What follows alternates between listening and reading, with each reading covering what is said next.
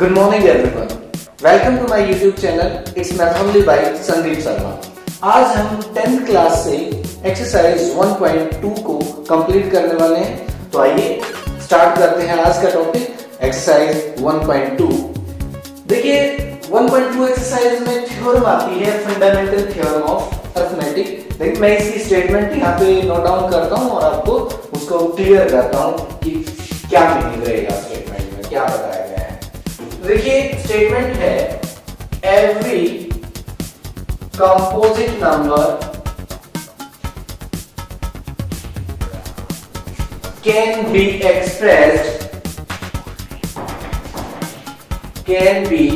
expressed as product of prime factors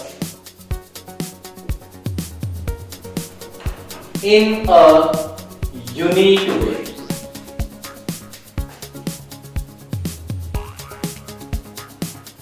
Apart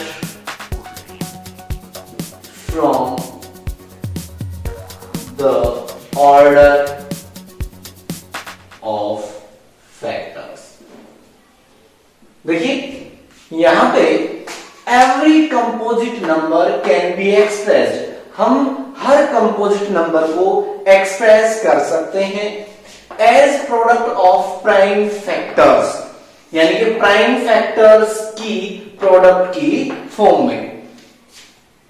in a unique way, एक unique way में उनको लिखने का, उन प्राइम फैक्टर्स को लिखने का जो तरीका वो केवल एक ही रहेगा.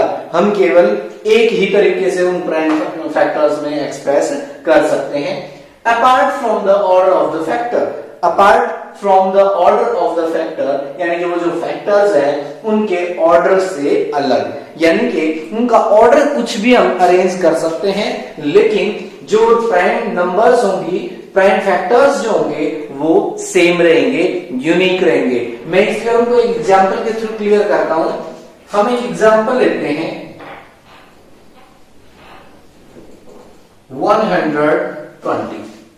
यहां पे अगर आपको बोल दिया जाए कि 120 को प्राइम फैक्टर्स की फॉर्म में एक्सप्रेस कीजिए, बहुत ही सिंपल है. हम छोटी क्लासेस में इस टॉपिक को कवर कर चुके हैं. यहां पे केवल इसका नेम दे दिया गया है, तो हो सकता है हम इस नेम की वजह से कंफ्यूज हो जाएं. लेकिन जैसे ही हम 120 को प्राइम फैक्टर्स की प्रोडक्ट की फॉर्म में एक्सप्रेस करना स्टार्ट करेंगे, हमें समझ में आ जाएगा जो हमने पहले पढ़ा हुआ था क्या पढ़ा हुआ था. तो देखिए हम 120 के प्राइम फैक्टर करते हैं और ये हम 4th और 5th क्लास में शायद हमने पढ़ा होगा. तो देखिए it is divisible by 2, then 2 से हम इसको डिवाइड करेंगे 60 आएगा. अगेन 2 से इसको डिवाइड करेंगे तो 30. अगेन 2 से डिविजिबल है 15. अब ये 2 से डिवाइड नहीं हो रहा है, हम इसकी प्राइम फैक्टराइजेशन कर रहे हैं ये, तो अब 3 से डिवाइड करते हैं हम इसको. 3 5 या 15 एंड 5 1 जा 5 1 जा 5. तो यहां पे 120 के जो प्राइम फैक्टराइजेशन किए हैं ये आप सबको आता होगा. छोटी क्लासेस में आप आराम से इन चीजों को सीख चुके हैं. यहाँ पे इतना इंपॉर्टेंट नहीं है इन सब चीजों को कवर करना. तो देखिए अब हम 120 को किस तरह से एक्सप्रेस कर सकते हैं. 2 मल्टीप्लाई 2 मल्टीप्लाई 2 मल्टीप्लाई 3 मल्टीप्लाई 5, यानी कि हमने 120 को इन 5 नंबर्स की प्रोडक्ट की फॉर्म में एक्सप्रेस किया. और इन सभी को अगर हम नोट करते हैं तो ये सभी के सभी क्या हैं, प्राइम नंबर्स हैं. तो यहां तक की स्टेटमेंट अभी क्लियर हुई है. Every composite number can be expressed as product of prime factors. केवल यहां तक की ही स्टेटमेंट अभी तक हमने समझी है. अब इन अ यूनिक वे, अब इसका मतलब समझते हैं कि इन प्राइम नंबर्स को, इस कंपोजिट नंबर को इन प्राइम नंबर्स की प्रोडक्ट की फॉर्म में एक्सप्रेस करना यूनिक है. इसका मतलब इसके प्राइम फैक्टर्स के अंदर 2 जो है ये 3 टाइम्स आया है, 3 1 टाइम आया है, 5 1 टाइम आया है. तो इसका मतलब ये है कि हमेशा 2 3 टाइम आएगा, 3 1 टाइम आएगा और 5 भी 1 टाइम आएगा. ऐसा और कोई मेथड नहीं है कि 3 2 से और 1 3 से और 1 5 से अलग कोई और फैक्टर आ जाएगा। तो इसको एक्सप्रेस करने में अगर इस 120 को प्राइम नंबर्स की प्रोडक्ट की फॉर्म में एक्सप्रेस करना है तो उसके अंदर केवल और केवल यही प्राइम फैक्टर्स आएंगे। अब उससे आगे है apart from the order of factor. Apart from the order of factor का मतलब है कि इन फैक्टर्स का ऑर्डर कुछ भी हो सकता है। आप 3 को पहले लिख सकते हो, 2 को बाद में लिख सकते हो, 5 को मिडिल में लिख सकते हो, यानी कि इनके ऑर्डर को आप किसी तरह भी चेंज कर सकते हैं। ये हमारी फंडामेंटल थ्योरम ऑफ अरिथमेटिक है, बहुत ही इजी थी, हम पहले इसको सीख चुके थे। तो उसके बाद हम प्राइम फैक्टराइजेशन का यूज करते हैं एचसीएफ और एलसीएम निकालने के लिए। तो आइए एक बार मैं एचसीएफ और एलसीएम की डेफिनेशन आपको क्लियर करता हूं। स्टार्टिंग में हम निकालना सीखते हैं एचसीएफ। देखिए एचसीएफ जो होता है ये होता है हाईएस्ट कॉमन फैक्टर। इसके लिए मैं बहुत ही सिंपल सा एक एग्जांपल लेके बताता हूं। जैसे मैं एक 12 नंबर ले लेता हूं और एक 18 ले लेता हूं। अब फैक्टर क्या होते हैं, इससे पहले आपको यह समझना है कि फैक्टर क्या होते हैं। जैसे 12 के फैक्टर कौन होंगे, जो सभी नंबर 12 को डिवाइड कर देंगे वो सभी 12 के फैक्टर होंगे। तो यहां पे हम लिखते हैं फैक्टर्स ऑफ 12। 12 के फैक्टर 1 से डिविजिबल है, 2 से डिविजिबल है 12, 3 से डिविजिबल है, 4 से डिविजिबल है, 6 से डिविजिबल है, 12 से डिविजिबल है। तो 12 के फैक्टर बनते हैं टोटल ये। और यहां पे इसी तरह से फैक्टर्स ऑफ 18। अगर हम 18 के फैक्टर निकालते हैं तो 18 के फैक्टर्स में 1 2 3 6 9 एंड 18 आएंगे।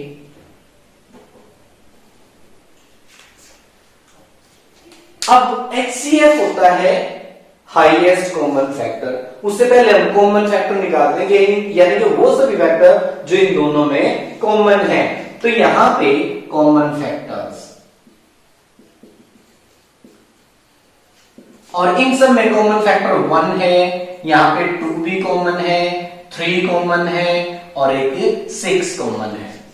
लेकिन हाईएस्ट कॉमन फैक्टर कौन है इनमें? हाईएस्ट कॉमन फैक्टर तो 6 है। तो सो हाईएस्ट कॉमन फैक्टर 6, ये हमारा HCF है। अब HCF निकालते कैसे हैं, कितने मेथड होते हैं इसको फाइंड आउट करने के? कुछ मेथड हम सीख चुके हैं। सबसे पहला मेथड यहां पे आता है प्राइम फैक्टराइजेशन मेथड।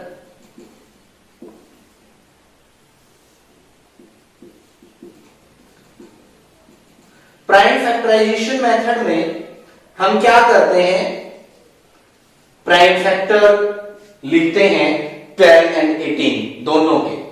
तो 12 के प्राइम फैक्टर करने के लिए हम 2 से डिवाइड करेंगे, 2 6 जा 2 3 जा 6 एंड अगेन 3 1 जा 3। 18 के प्राइम फैक्टर करते हैं 2 9 जा 18, 3 जा 9 एंड 3 1 जा 3। इस तरह से हम इसको एक्सप्रेस करेंगे। तो यहां पे 12 को एक्सप्रेस कर सकते हैं 2 इंटू 2 इंटू 3 एंड 18 को एक्सप्रेस किया जा सकता है 2 इंटू 3 मल्टीप्लाई 3। अब यहां पे HCF निकालने के लिए हमें वो फैक्टर लेने हैं जो दोनों में कॉमन है, क्योंकि कॉमन फैक्टर है। हाईएस्ट कॉमन फैक्टर के लिए हमने सबसे बड़ा यानी कि सभी कॉमन फैक्टर्स की मल्टीप्लाई कर लेनी है। एक कॉमन फैक्टर 2 बनता है, यहां पे दोनों में है, और एक यहां से 3 बनता है। तो HCF आ गया 6। अब उसके बाद हम बात करते हैं नेक्स्ट मेथड की।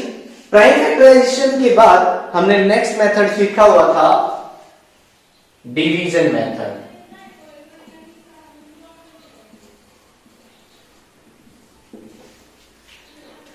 और इसके बाद यूक्लिड डिवीजन।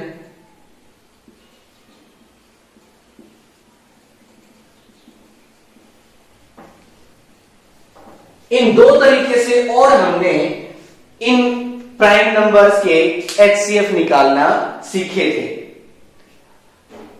प्राइम नंबर के नहीं, सॉरी, इन दो नंबर्स के कोई भी दो नंबर्स हैं उनके एचसीएफ निकालना हमने डिवीजन मेथड और यूक्लिड डिवीजन मेथड से भी सीखा था। ये दोनों मेथड मैंने 10th क्लास में जो चैप्टर फर्स्ट है उसके बेसिक के अंदर वीडियो में डिस्कस किया हुआ है, आप वहां से ट्राई कर सकते हैं। अगर मैं इनको अब यहाँ पे डिस्कस करता हूं तो वीडियो काफी लेंथी हो जाएगी, तो इनको मैं यहीं पे स्टॉप करता हूं। नेक्स्ट हम एलसीएम की बात करते हैं। एलसीएम होता है लीस्ट कॉमन मल्टीपल, यानी कि वो मल्टीपल जो दोनों नंबर्स में कॉमन है और लिस्ट भी है। तो देखिए जिस तरह से हमने यहां पे फैक्टर लिखे थे, फैक्टर क्या होते हैं, 12 के फैक्टर वो नंबर्स होंगे जो 12 को डिवाइड करेंगे, यानी कि 12 इन सभी नंबर से डिवाइड होता है तो 12 इनका फैक्टर है। और इसी तरह से अगर हमने मल्टीपल फाइंड आउट करना है तो जैसे 12 हम लेते हैं, 12 के मल्टीपल वो नंबर्स होंगे जो 12 से डिवाइड हो जाएंगे। तो देखिए हम यहां पे लिखते हैं मल्टीपल ऑफ 12 होंगे 12, 24, 36, 48 एंड सो ऑन, यानी कि 12 से डिवाइड होने वाली सारी नंबर्स 12 के मल्टीपल हैं। उसी तरह से मल्टीपल ऑफ 18 लिखेंगे जो 18 से डिवाइड होने वाले हैं, अप टू सो ऑन।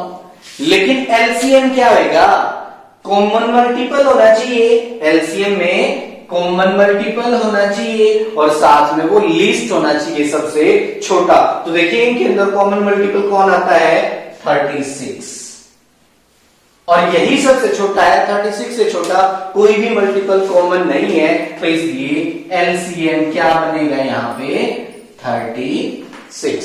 इससे बड़ा उससे आगे हम चलेंगे, जैसे 72 आएगा, वो 12 का भी मल्टीपल है और 18 का भी मल्टीपल है। बड़े तो बहुत सारे हो जाएंगे लेकिन लीस्ट सबसे छोटा केवल एक है और वो इसका एलसीएम कहलाता है। तो आइए अब इस एलसीएम को प्राइम फैक्टराइजेशन मेथड से कैसे निकालना है ये सीखते हैं। एचसीएफ हमने यहां पे सीखा था। अब अगर एलसीएम निकालना है तो एलसीएम निकालने के लिए पहले तो हम वो कॉमन फैक्टर लेंगे जो दोनों में आते हैं। तो ये दोनों 2 और 3 जो एचसीएफ के अंदर लिखे थे ये लिखे जाएंगे।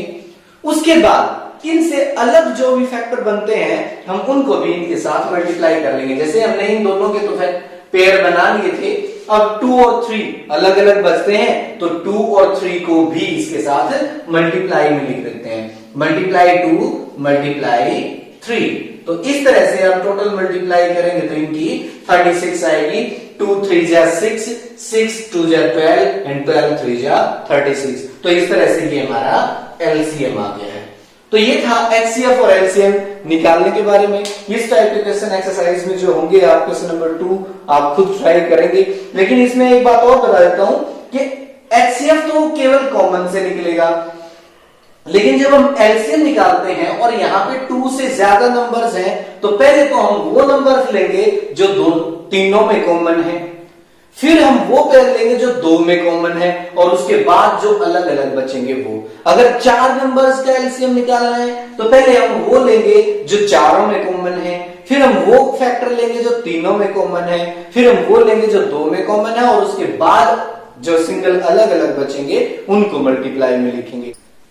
देखो एचसीएफ एलसीएम निकालना हमने सीख लिया है, लेकिन उसके अंदर एक बात और बचती है कि HCF multiply LCM equals to product of 2 numbers, यानी कि हम जिन 2 नंबर्स का एलसीएम और एचसीएफ निकाल रहे हैं उन दोनों की मल्टीप्लिकेशन एचसीएफ और एलसीएम की मल्टीप्लिकेशन के इक्वल रहेगी। देखिए हमने पिछले एग्जांपल में क्या क्या सीखा था, एचसीएफ ऑफ 12 एंड 18।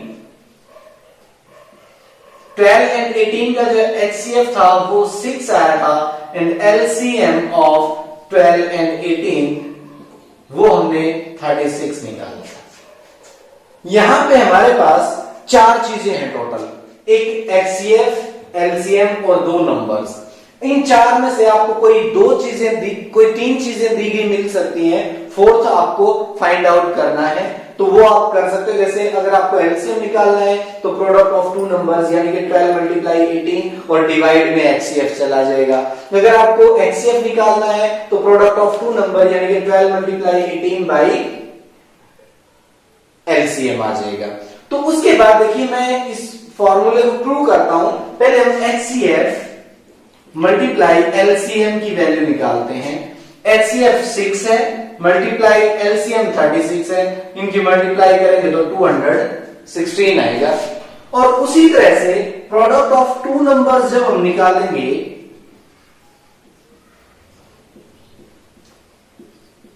यानी कि जिन दो नंबर्स का हमने एचसीएफ और एलसीएम निकाला है वो टू नंबर्स 12 एंड 18 है, इनकी मल्टीप्लाई करते हैं। 18 टू जा 36, कैरी आउट 3, 18 वन जा 18 एंड 3 21, यानी कि ये दोनों इक्वल हैं। तो so HCF multiply LCM equal to product of two numbers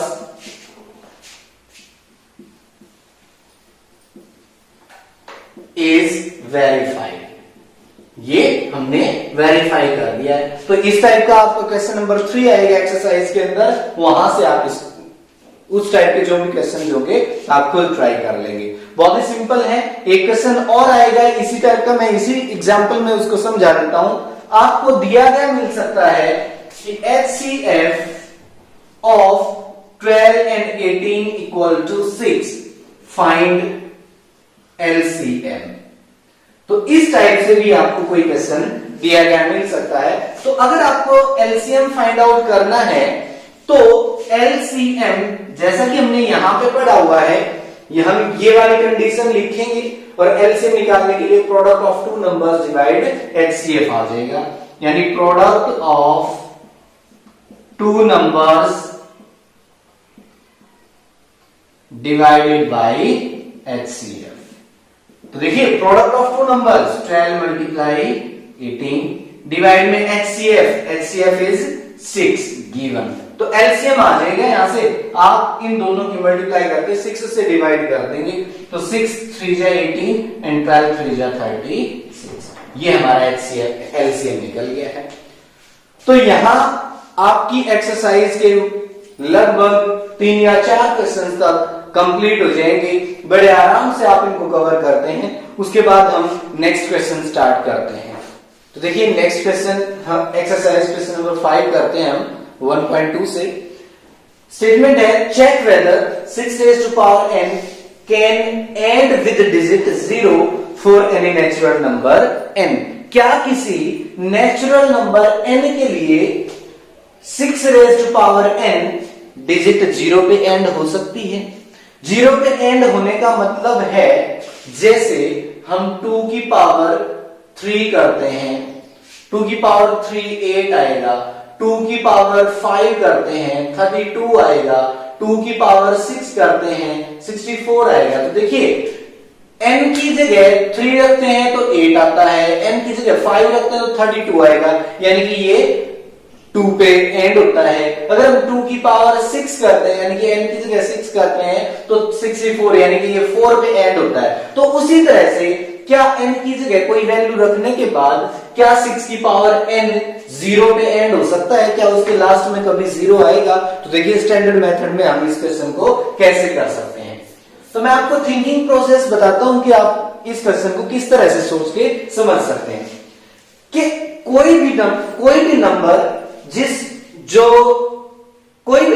जिसकी पावर n 0 पे एंड होगी तो इसका मतलब ये है कि वो नंबर 100% 5 से डिविजिबल होगी। अगर वो नंबर 5 से डिविजिबल नहीं है तो इसका मतलब ये है कि वो नंबर 0 पे एंड हो ही नहीं सकती, क्योंकि ये रूल है कि जिस नंबर के लास्ट में 0 या 5 होगा तो वो नंबर 5 से जरूर डिविजिबल होगी। अब हम इसको चेक करना स्टार्ट करते हैं कि क्या ये नंबर 5 से डिविजिबल है। अगर ये 5 से डिविजिबल ही नहीं होगी तो 0 पे तो बिल्कुल भी एंड नहीं हो सकती। और 5 से डिविजिबल कौन होगा? 5 एक प्राइम नंबर है, एक प्राइम नंबर से वही नंबर डिविजिबल होगी जिसके प्राइम फैक्टर्स में 5 आता होगा। तो देखिए हम इसके प्राइम फैक्टर्स करते हैं। 6 raise to power n, n को तो चेंज कर नहीं सकते हैं, तो 6 के प्राइम फैक्टर हो जाएंगे 2 raise to power 3, 2 multiply 3 raise to power n, यानी कि हमने 6 को ब्रेक कर लिया है। अब हमने एक प्रॉपर्टी पढ़ी हुई है, प्रॉपर्टी कौन सी पढ़ी है कि a multiply b raise to the power n equal हो जाता है a raise to power n into b raise to power n। तो 6 raise to power n can be written as a multiply b है, तो इसको हम 2 raise to power n multiply 3 raise to power n। यहां तक हमारा question जो था वो लिखने का काम, सॉल्यूशन का, कैलकुलेशन का जो काम था वो कंप्लीट हो गया। अब इसको एक्सप्लेन करना है किस तरह से। देखिए जैसे हम 6 की पावर n को एक्सप्रेस करते हैं प्राइम फैक्टर्स के अंदर, तो इसमें या तो केवल 2 आएंगे या केवल 3 आएंगे या फिर 2 और 3 दोनों आएंगे। अब देखिए n की वैल्यू 1 रखते हैं, तो 2 raise to power 1 3 raise to power 1 means 2 multiply 3। n की जगह 2 रखते हैं तो 6 raise to power 2 equals to 2 raise to power 2 into 3 raise to power 2, यानी कि 2 को 2 टाइम रिपीट कर लेंगे, 3 को 2 टाइम रिपीट कर लेंगे। 3 रखेंगे तो 2 को 3 टाइम, 3 को 3 टाइम। 4 रखेंगे n की वैल्यू तो 2 को 4 टाइम, 3 को 4 टाइम, यानी कि रिपीटिशन जो है या तो 2 का या फिर 3 का ही रिपीट हो रहा है, लेकिन उसके अंदर ऐसा कभी नहीं होगा कि n की कोई वैल्यू रख दे तो इसमें 5 आ जाए। कहने का मतलब है 6 की पावर n के प्राइम फैक्टर्स में 5 कभी नहीं आएगा, और 5 नहीं आएगा तो ये 5 से डिविजिबल नहीं होगा, और ये 5 से डिविजिबल नहीं होगा तो ये 0 पे एंड नहीं होगा। तो देखिए इसको किस तरह से लिखते हैं कि 6 raise to the power n has both 2 and 3 in its prime factors।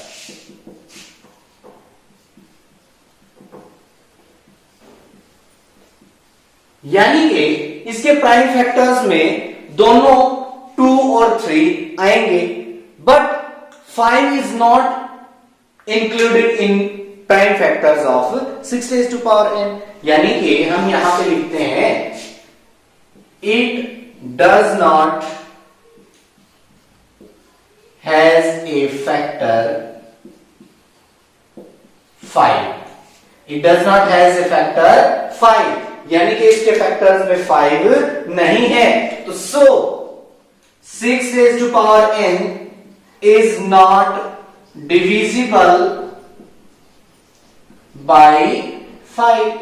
6 raise to power n जो है वो 5 से डिविजिबल नहीं है, और जो नंबर 5 से डिविजिबल नहीं है तो वो 6 रेज टू वो 0 पे एंड बिल्कुल नहीं हो सकता। Hence we can say that 6 raised to power n can never end with digit 0 for any natural number।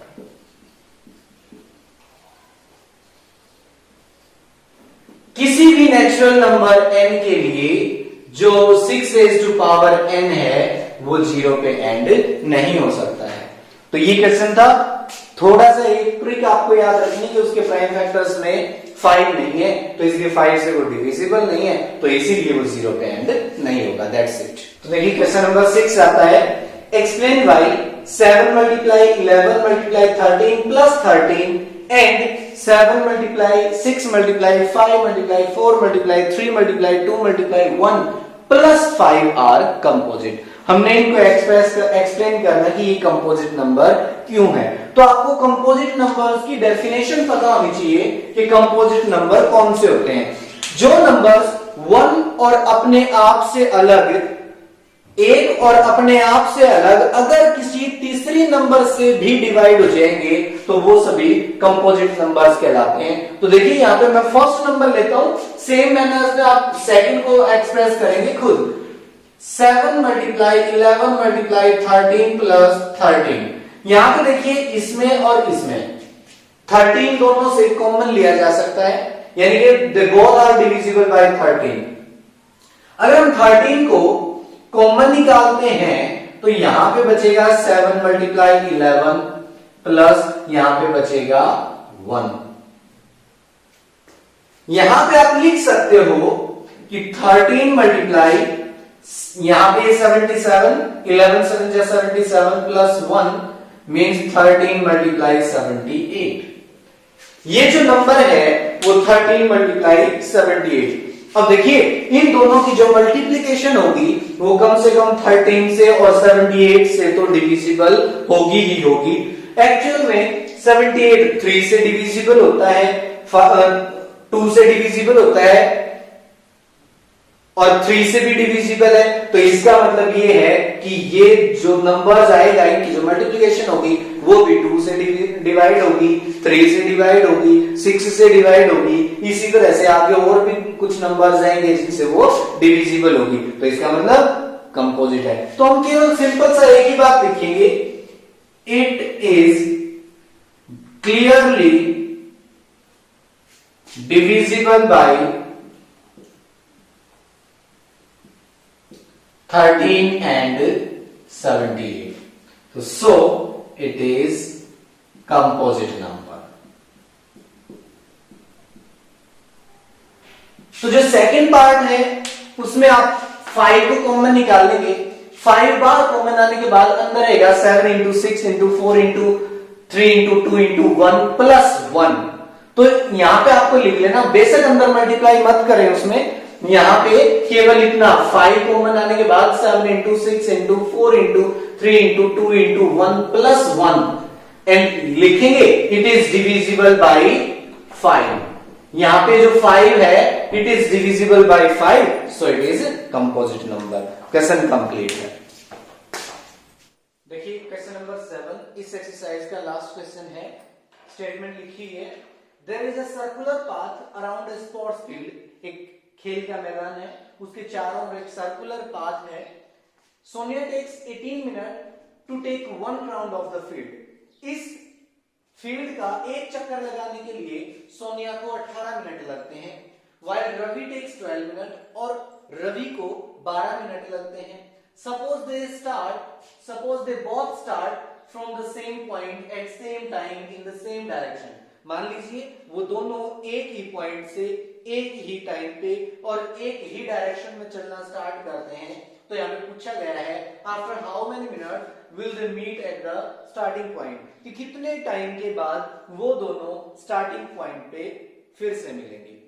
तो देखिए स्टार्टिंग पॉइंट पे किस तरह से मिलेंगे भाई, 18 जैसे ये कोई सर्कुलर पाथ है और यहां सोनिया है और ये रवि है। सोनिया को 18 मिनट लगते हैं और रवि को 12, यानी कि जैसे ही 12 मिनट होंगी तो रवि तो होगा यहां पे। 12 मिनट के बाद रवि यहां पे ही आ जाएगा वापस, लेकिन सोनिया उसको 18 मिनट लगते हैं तो इसका मतलब वो थोड़ा सा पीछे रह जाएगी। फर्स्ट राउंड में सोनिया थोड़ा सा पीछे रह जाएगी। उसके बाद जो सेकंड राउंड होगा, सेकंड जो 12 मिनट होंगे, जो अगले 12 मिनट होंगे, रवि का चक्कर तो यहां से स्टार्ट होना है और सोनिया का चक्कर अगले 12 मिनट में यहां से स्टार्ट होगा। तो रवि तो अगले फिर से 12 मिनट में यहां पे आ जाएगा, लेकिन सोनिया और पीछे चली जाएगी थोड़ा सा, और फिर अगले 12 मिनट में सोनिया का चक्कर तो यहां से शुरू होगा और रवि का चक्कर यहीं से शुरू होगा। तो सोनिया और पीछे रह जाएगी और रवि वापस से यहां पे आ जाएगा। सोनिया हो सकता है अब यहां पे और रवि भी अब यहां पे, दोनों एक ही पॉइंट पे आ जाएंगे, यानी कि वो दोनों सेम स्टार्टिंग पॉइंट पे, लेकिन उन दोनों के बीच में कम से कम एक चक्कर का पूरा गैप रहेगा एग्जैक्ट। ये था केवल अंडरस्टैंडिंग कि किस तरह से हम समझ सकते हैं इसको कि वो सेम पॉइंट पे कैसे आएंगे। अब देखिए इस क्वेश्चन को करना कैसे, सिंपली हम इन दोनों का एलसीएम निकालेंगे और वो जो एलसीएम होगा वो उन दोनों का कॉमन टाइम रहेगा जिस टाइम के बाद वो दोनों सेम पॉइंट पे होंगे। तो बड़ा ही सिंपल है, तो हम सॉल्यूशन स्टार्ट करते हैं।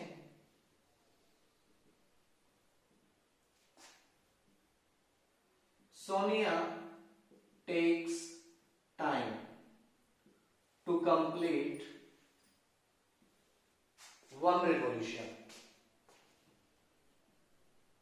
one round,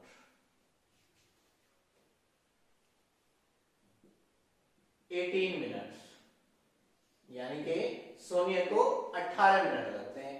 and Ravi takes time to complete one round, Ravi 12 minute,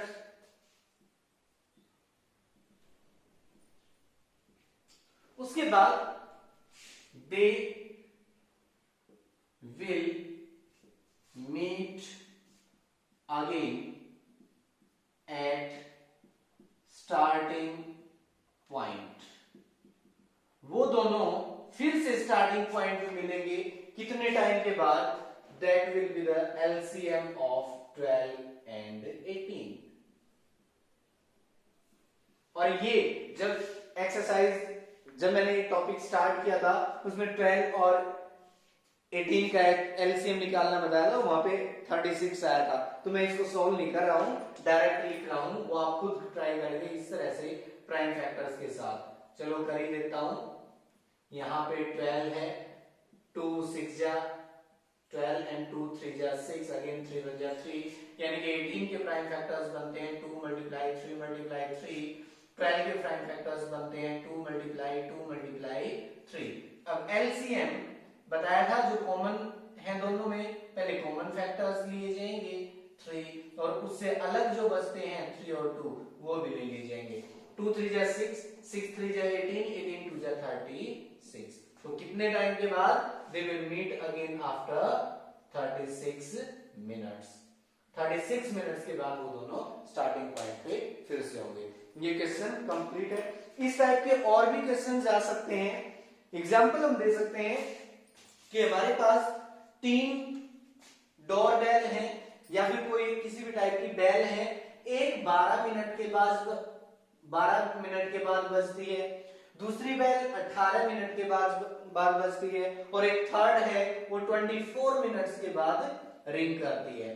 तो अब ये बोल यहाँ पे क्वेश्चन पूछ सकता है कि वो फिर से कितने टाइम के बाद, अगर वो तीनों बेल 8 o'clock पे इकट्ठी एक साथ बजी हैं तो बताइए दोबारा कितने बजे वो तीनों इकट्ठी बजेंगी। तो हमें इन तीनों का एलसीएम निकाल लेना है।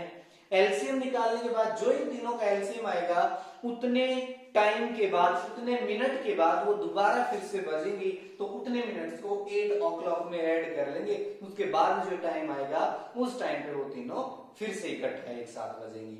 यहां से आ जाएगा कि कितने टाइम पे वो इकट्ठा बजेगी। अगर इस क्वेश्चन के अंदर वो बोल दिया जाए कि अगर वो दोनों 8 बजे सेम पॉइंट से चलने हो तो कितने टाइम पे वो दोबारा एक साथ फिर से मिलेंगे, यानी कि 36 मिनट आया तो 8:36 पे वो फिर से उसी स्टार्टिंग पॉइंट पे मिल जाएंगे। तो इस टाइप के और क्वेश्चन हो सकते हैं।